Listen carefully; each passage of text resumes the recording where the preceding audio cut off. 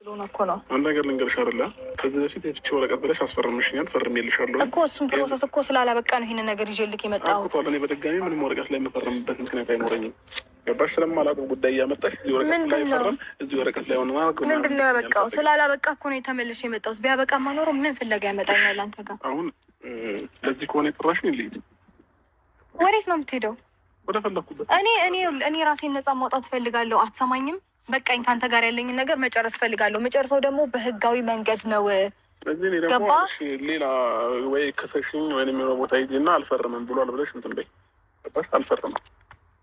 አብርሽ የማላውቀው ነገር ምንድን ነው? ማታውቀው ማንበብ አትችልም? ይኸውልህ ገልጬ ላሳይህ፣ ላስነብብህ። ምንም እንደማታውቅ አታድርግ።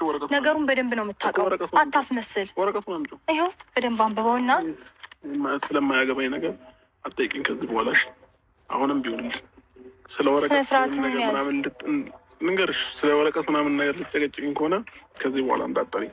ከዛ ባለፈ ደግሞ እኔ እኮ በቃ ከህይወቴ እንድትወጣ ነው፣ እዛ ላይ እንድትፈርምልኝ እኮ ነው የምፈልገው። ምንም እኮ አይደለም የምፈልገው። ወጥቻለሁ። ተይኝ በቃ።